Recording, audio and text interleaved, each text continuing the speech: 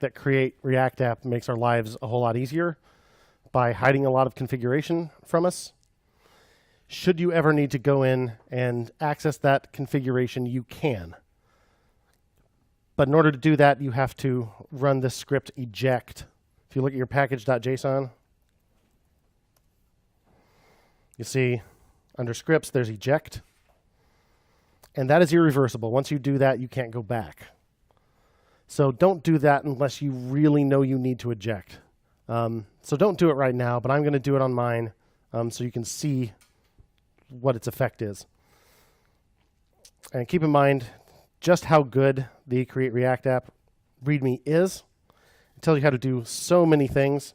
And there's a lot of configuration you can do without ejecting.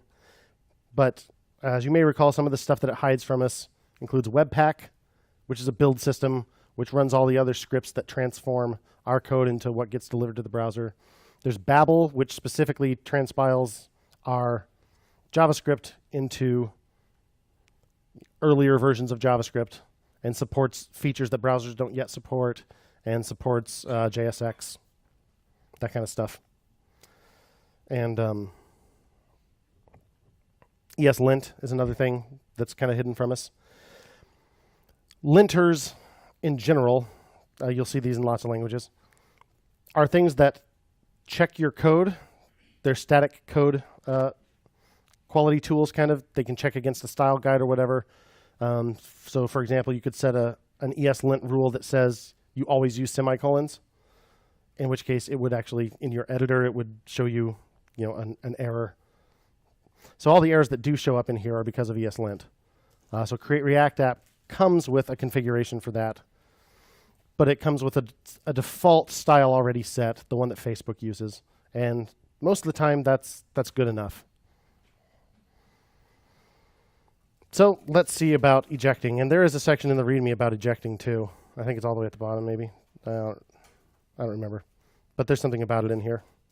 So I'm going to do that.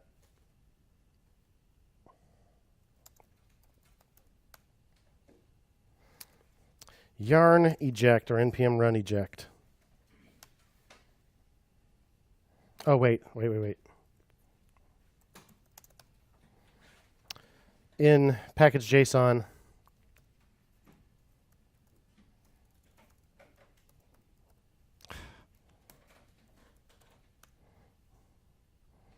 notice our dependencies.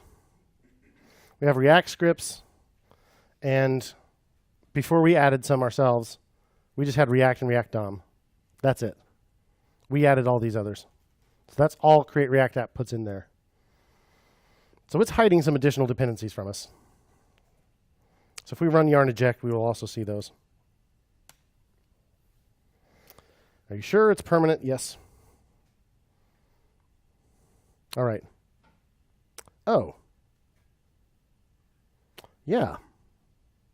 There's a few more. So it hid all this stuff from us. A lot of these you see are related to Babel. Some of them are related to ESLint. Some of them are related to Webpack. There's a bunch of other stuff in there too that it hid from us. So if we don't eject, all this stuff is kind of hidden by that one dependency on React scripts. Additionally, now we have a config directory that wasn't there before. And in there you see Webpack config. You see these things. You see Jest, which is related to automated testing. Create React App comes with a pretty easy way to do automated tests, which are a good thing to learn. So there's a separate config for development and production Webpack. For example, in development, if you change a file, it live updates the server, right? And the browser actually refreshes.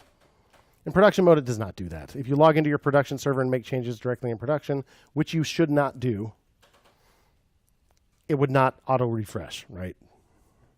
So, development's a little different from production. But these configs are really long. They are, however, really well commented. So if you do want to learn a little bit more about how Webpack works and some of the magic that's being hidden from us by Create React App, just reading through this config tells you a lot. so you can see what each part of this is actually doing. So check that out sometime. Lots of stuff in there, all very thoroughly commented. We have the scripts directory that's new.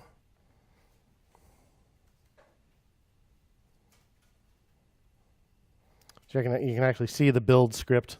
There's quite a bit to it.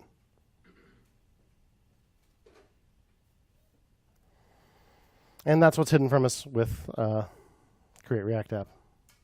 So you can eject if you really need to. So even if you do know for a fact that you have to do some advanced Webpack configuration or something, or bring in some more Webpack plugins or something, you can still start with Create React App and then just eject, and it still gets you going a lot faster than starting from scratch. But Create React App isn't the only game in town either, which is something that it covers in the README too. Some alternatives. Because it's not the only sort of template for new React projects. But it's a very good one, and it is from Facebook themselves. So that is that. Questions?